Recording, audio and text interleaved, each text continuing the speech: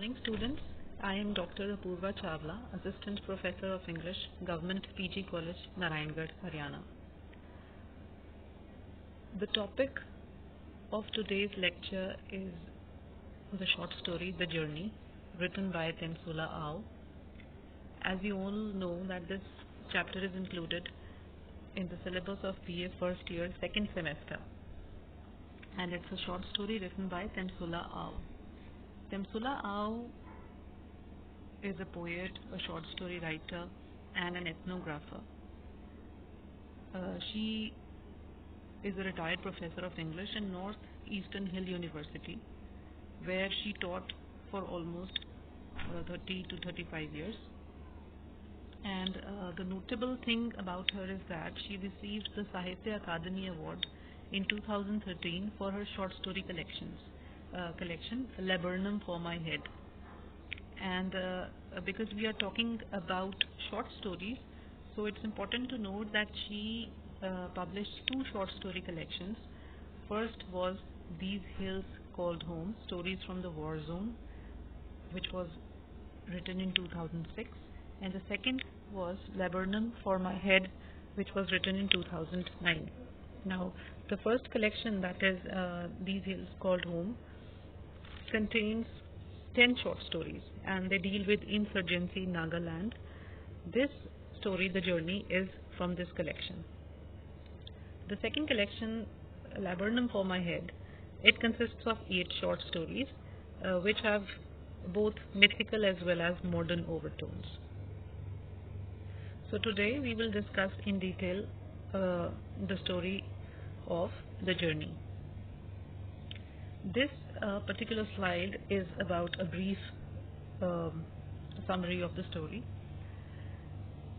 So, to start with, this story describes the experiences of an adolescent girl, a 13-year-old girl named Tinula, whose journey is described here in detail, and her journey is both physical as well as metaphoric.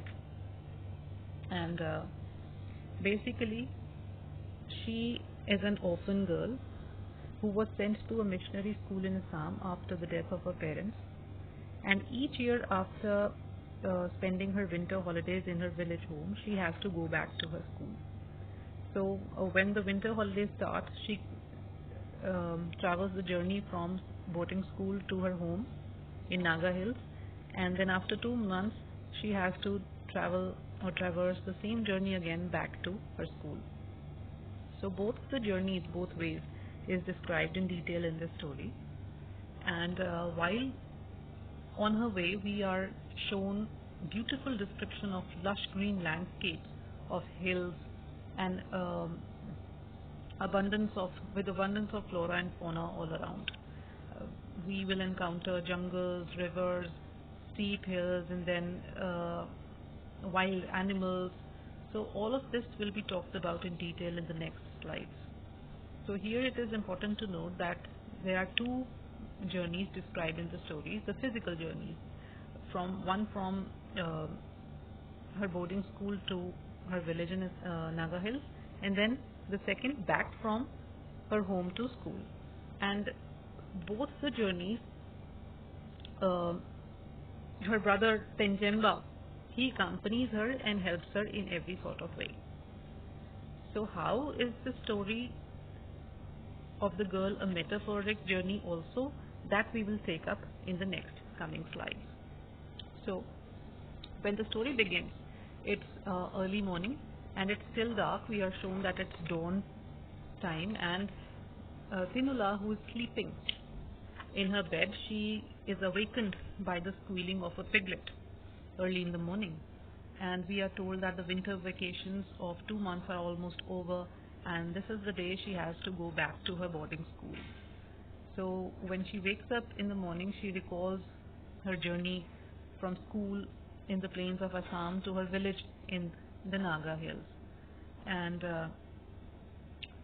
what was that journey? We are told a description in detail of the whole journey that she traversed in a group. So I think it would be easier for you if I explain it in Hindi also side by side so that the chapter becomes clear, the text becomes more clear to you. I have tried to incorporate every little detail which is in the text of the story here so that the main importance do not get missed. तो जब journey पहली जो journey है वो है उसके तेनुला के boarding school से उसके विलेज तक की, जो वो रिकॉल करती है उस सुबह जब वो सुबह सुबह उठी है and she recalls her journey. ये जो जर्नी है कैसे तय की जाती थी, सबसे पहली और इम्पोर्टेंट बात है कि ये लोग ग्रुप्स में मूव करते हैं. They moved in groups and the women of the group cooked rice for every member, and the rice was cooked in one common pot, and the meal was sufficient for 2 meals. The rice was sufficient for 2 meals. One meal they used to eat before the start of the journey, and the second meal they used to have at noon when they reached the halfway point of their journey.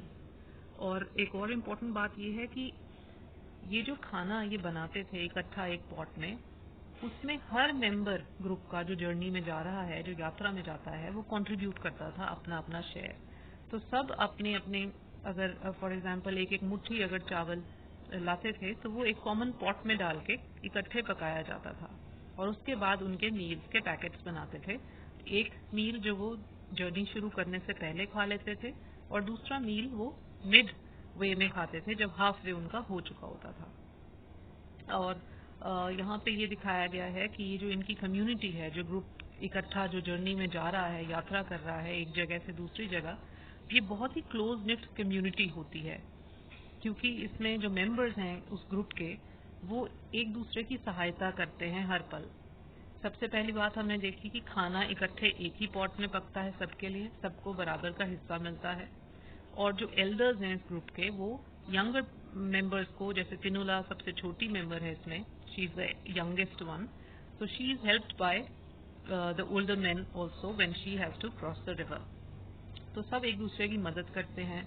अगर कुछ लोग river पर जल्दी पहुंच जाते हैं तो वो वहां पर बैठकर वेट करते हैं ताकि दूसरे जो पीछे रह गए हैं वो वहां पर उनके पास पहुंच जाएं. Then they move ahead. तो ऐसे ऐसे करके धीरे धीरे एक एक पड़ाव डालते डालते ये लोग जर्नी तय करते हैं, यात्रा तय करते हैं बोर्डिंग स्कूल से नागा हिल्स तक. और ऐसा करने में वो अपने साथ राशन भी कैरी करते हैं. इम्पोर्टेंट चीजें जो आवश्यक सामान है, सामग्री है जो रास्ते में उनको जिसकी आवश्यकता पड़ सकती है. For example they carry firewood, जो खाना बनाने के लिए लकड़ी जिसकी जरूरत होती है वो साथ लेके चलते हैं. And then everybody carries a small basket which is laden with small things like salt, जो जरूरत का सामान जैसे नमक है, ड्राई फिश है, सोप है, या बॉटल्स ऑफ हेयर ऑयल हैं, या केरोसिन ऑयल लैंप्स के लिए है. तो ऐसी सामग्री वो हर एक के पास अपने बास्केट में रहती है. Then while they are on the journey on their way to the Naga Hills, they also earn money for the expenses of the journey. जो खर्चा आता है यात्रा में उसका जो पैसा है वो ये लोग अर्न भी करते हैं. जैसे कभी ऑरेंजेस बेच के, जिंजर या यैम जो वहाँ का लोकल आलू जैसा सब्जी है, एंड एट टाइम्स जो स्पेशल वो स्टिकी राइस जो हिल्स वहाँ पे बनते हैं ईस्ट में, तो वो ऐसी चीजें बेच के ये जो पैसे कमाते थे उस पैसे को इस यात्रा के खर्चों में यूज करते थे. और ये जो जर्नी है this could be possible only in winter months, क्योंकि हमने पढ़ा जैसे कि विंटर वेकेशंस जब शुरू होती हैं तब वो घर जाती थी स्कूल में. तो जैसे हमारे यहाँ गर्मियों की छुट्टियां होती हैं महीने 1.5 महीने की, तो वहाँ पर विंटर वेकेशंस 2 महीने की होती हैं. तो जर्नी भी तभी पॉसिबल होती है क्योंकि सर्दियों में जो नदियां हैं, या तो जो हिल स्ट्रीम्स हैं या जो रिवर्स हैं, वो या तो सूखी होती हैं या फिर उनका जो पानी का जो स्तर है वो बहुत नीचे होता है कि कोई पैदल भी उसको क्रॉस कर पाए, ताकि जो विलेजर्स हैं वो क्रॉस कर ले. And they used to cross in groups. इस जर्नी में वो इकट्ठे एक दूसरे का हाथ पकड़कर नदी क्रॉस करते थे ताकि कोई भी पानी के बहाव में बह न जाए. तो they used to take care of every single thing, every detail, सब इकट्ठे रहें और सब सुरक्षित उस यात्रा को तय कर पाए. इनका जो टारगेट था जर्नी का वो ये होता था कि अगर सुबह उन्होंने जल्दी शुरू किया है तो शाम होने से पहले या सूरज अस्त होने से पहले वो अपने अपने जो डेस्टिनेशन है या मंजिल है वहां तक पहुंच जाएं. So they used to start very early in the morning to avoid wild animals in the jungle in the evening, क्योंकि शाम होते होते जंगल के रास्ते में काफी वाइल्ड एनिमल्स आ जाते थे, तो उनसे बचने के लिए उनको जल्दी सुबह चलना पड़ता था ताकि सूर्यास्त से पहले वो पहुंच जाएं. तो यहाँ पर हमको दिखाया गया है कि जो जर्नी है जो एक ग्रुप में तय की जाती है उसमें तिनुला की क्या स्ट्रगल है, how she struggles, because she is the youngest one, सिर्फ 13 साल की है. और this is very much understood that a child has to struggle lot on this kind of journey, जब जिसमें पहाड़ भी आएंगे, जिसमें चढ़ाई भी आएगी, जिसमें जो रिवर्स भी आएंगी, जंगल भी आएंगे, तो उसके लिए बहुत डिफिकल्ट होता था ये सब कुछ क्रॉस करना. स्पेशली जो दिसोई नदी जो रास्ते में आती थी वो उसकी हाइट के मुताबिक उसका पानी उसकी गर्दन तक आता था, तो she could not cross that river on her own. तो she was helped by her brother Temjenba and another old man from the group, जो उसे उठाकर अपने कंधे पर ये नदी पार करा देते थे. उसके बाद भी जो सड़क आती थी वो बहुत स्टीप चढ़ाई थी, एकदम परपेंडिकुलर, जो उसके लिए चढ़ना बहुत मुश्किल होता था.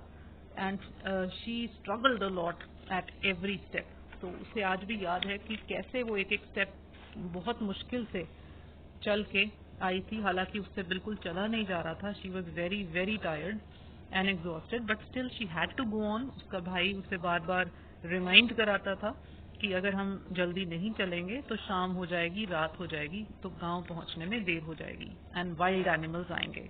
तो ये सुन के वो स्ट्रगल करती थी, चल लेती थी. तो फाइनली वो घर पहुंच जाते हैं और घर पहुंचने के बाद तिनुला के जो पैर हैं, जो फीट हैं, दे आर स्वोलन, वो बुरी तरह से सूजे हुए हैं. और ये जो सूजन है ये 1 हफ्ते तक उसकी नहीं गई थी. तो ये सब वो याद कर रही है आज सुबह के दिन, जब वापस सर्दियों की छुट्टियां खत्म हो चुकी हैं and she has to go back to her school.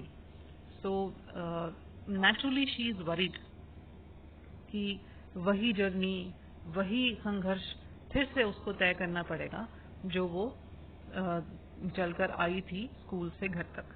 तो अब वो दिन आ गया है कि वापस छुट्टियों के बाद अब घर से स्कूल जाना है. तो ये दूसरी जर्नी है जो डिस्क्राइब की गई है, फिजिकल जर्नी. तो अब तिनुला बहुत चिंतित है क्योंकि she is reminded of the same जो डिफिकल्ट जर्नी, जो वही उसको दोबारा तय करनी पड़ेगी.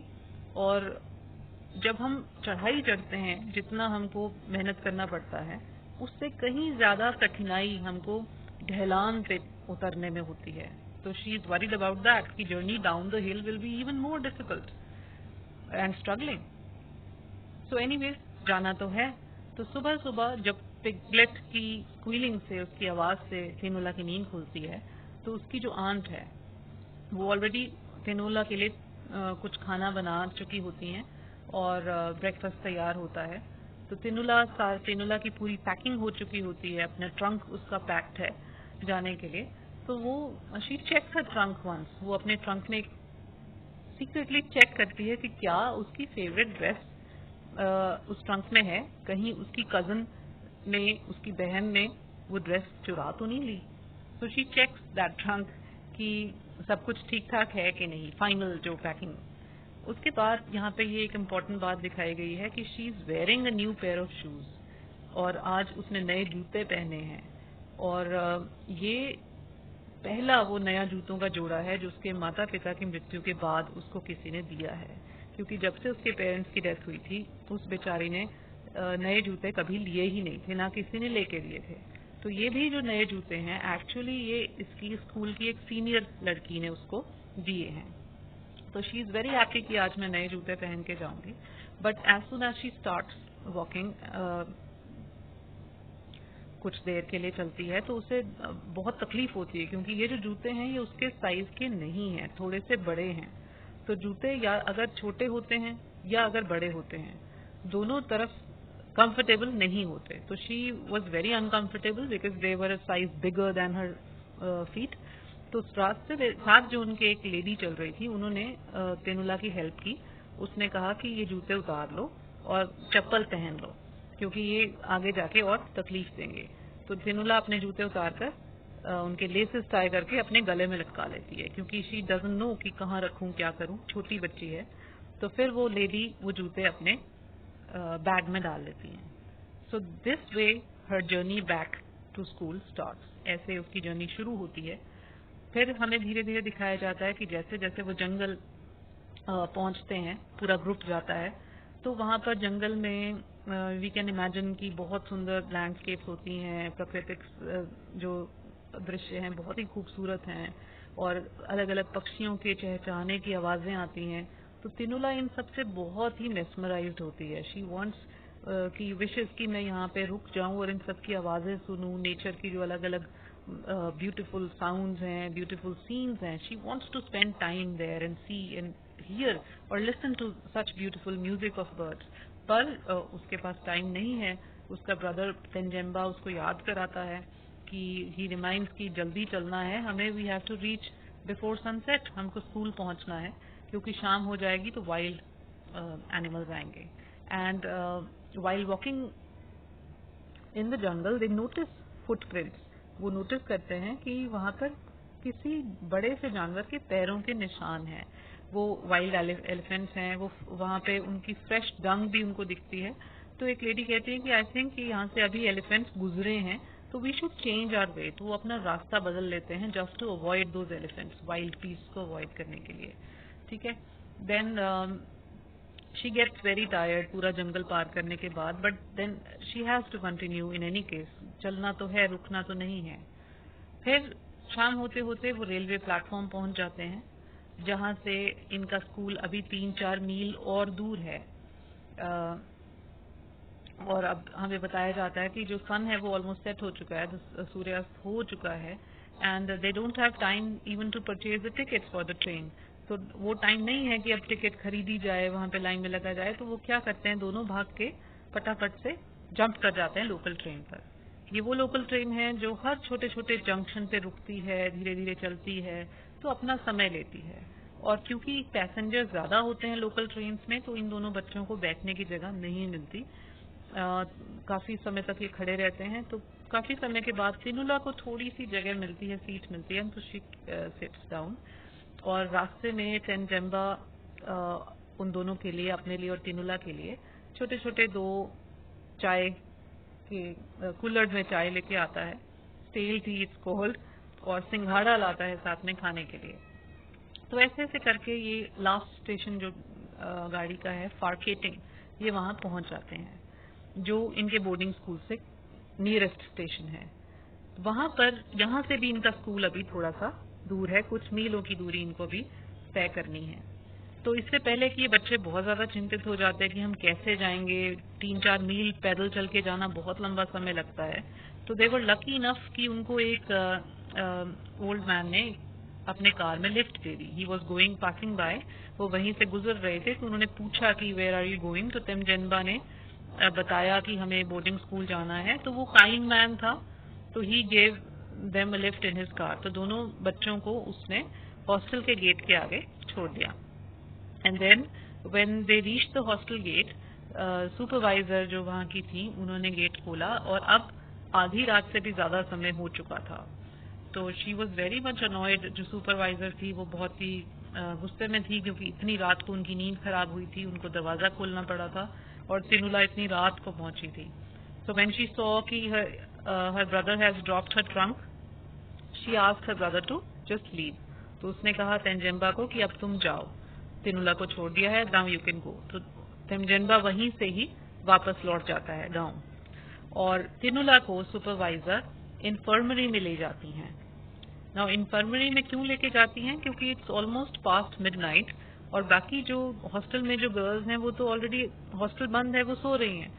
तो जो भी बच्चा लेट हो जाता था या कभी ऑड आवर्स पे पहुंचता था हॉस्टल में, तो उसको उस रात को इन्फर्मरी में ठहरा दिया जाता था, सो दैट बाकी बच्चे डिस्टर्ब ना हो और नेक्स्ट मॉर्निंग वो अपने हॉस्टल रूम में चली जाए। तो तिनुला को भी उस रात को इन्फर्मरी में सोना था, जहां पर उसको अपना बेड शेयर करना था। किसके साथ? बाय चांस वहां पे ऑलरेडी एक बच्चा था इन्फर्मरी में, और वो लड़की थी विनी. So we are told that Winnie is Tinula's friend. She is already sleeping in a bed in the infirmary and Tinula has to share the bed with her क्योंकि एक ही बेड है इन्फर्मरी में. Already विनी उस पर सो रही है तो तिनुला को उसके साथ बेड शेयर करने को बोला जाता है. और ये बात सुनकर विनी गेट्स अपसेट. उसको ये अच्छा नहीं लगता that she will have to share her bed with someone, but still she has to क्योंकि सुपरवाइजर के ऑर्डर्स हैं.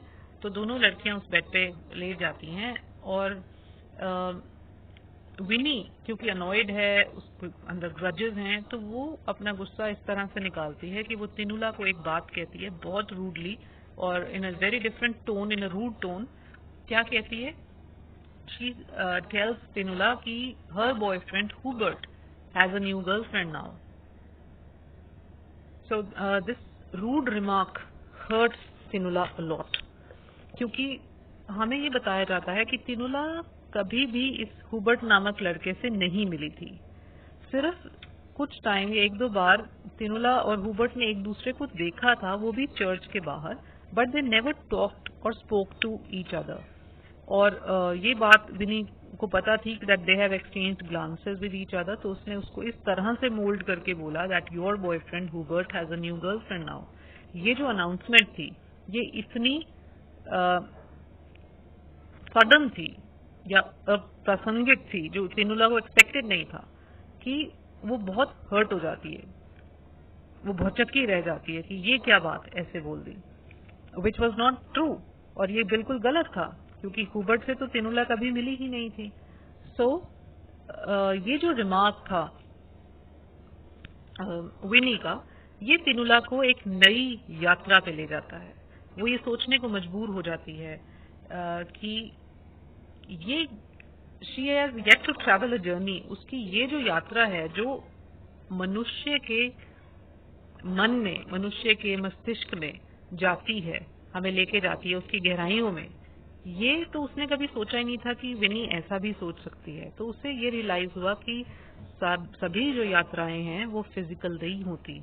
कुछ यात्राएं ऐसी भी होती हैं जो हमें ब्रेन में या मस्तिष्क में तय करनी होती हैं.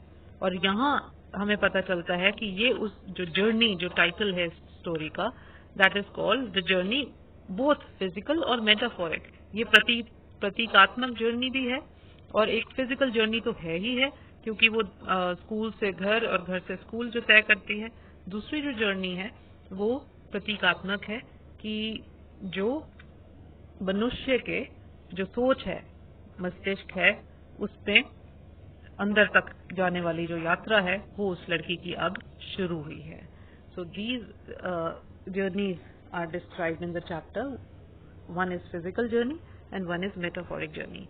So we can say that the title, the journey, is very suitable to the story inside. I hope text जो है, जो कहानी है चैप्टर की, वो आपको पूरी क्लियर हो गई होगी. Thank you.